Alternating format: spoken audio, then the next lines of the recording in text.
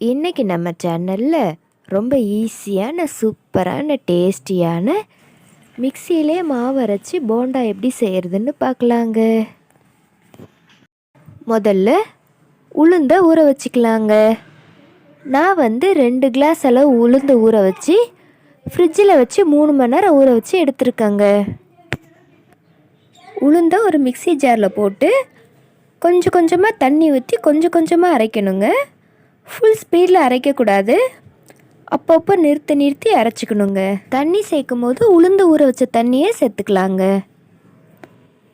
ஒரு ஸ்பூன் வச்சு அடி வரையும் கலக்கி விட்டுட்டு மறுபடியும் அரைக்கணுங்க. அப்போ தான் எல்லாமே அரைப்படுங்க. மாவு ரெடி பண்ணுறதுக்குள்ளே ஒரு பக்கம் வாணலில் எண்ணெய் ஊற்றி சூடு பண்ண ஆரம்பிச்சிடலாங்க. இப்போ மாவு சூப்பராக ரெடி ஆயிடுச்சு. இதை ஒரு பாத்திரத்தில் சேர்த்துக்கலாங்க.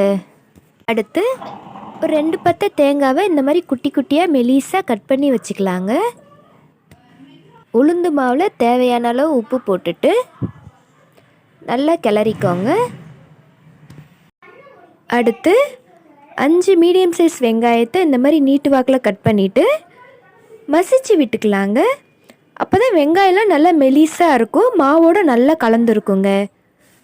கூடவே காரத்துக்கு தகுந்த மாதிரி பச்சை மிளகாவையும் குட்டி குட்டியாக கட் பண்ணி இதையும் சேர்த்து நல்லா மசிச்சுக்கலாங்க. இது எல்லாத்தையும் மாவில் சேர்த்துக்கலாங்க. அடுத்து நம்ம கட் பண்ணி வச்சுருக்க தேங்காய் துண்டுகளையும் இதில் சேர்த்துட்டு கொஞ்சமாக கருவேப்பிலை இலைகளையும் கட் பண்ணி போட்டுட்டு மாவில் எல்லாத்தையும் நல்லா மிக்ஸ் பண்ணிக்கலாங்க. கூடவே 2 ஸ்பூன் மிளகுத்தூளை போட்டுட்டு அதையும் நல்லா கலந்து விட்டுடலாங்க. இப்போ மாவு சூப்பராக ரெடி ஆயிடுச்சு. இப்போ எண்ணெய் நல்லா காஞ்சிடுச்சு. மாவில் குட்டி குட்டியாக உருண்டை எடுத்து பால் மாதிரி போட்டுக்கலாங்க. உங்களுக்கு பெருசாக போண்டா வேணும்னாலும் பெருசாக போட்டுக்கலாங்க. குட்டியாக போட்டால் குழந்தைங்க அழகாக விரும்பி சாப்பிடுவாங்க.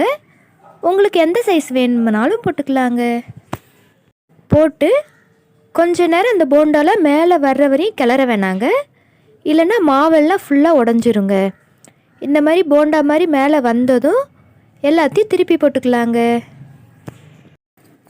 போண்டா நல்லா வெந்து இந்த மாதிரி செவந்த உடனே எடுத்து வச்சிடலாங்க.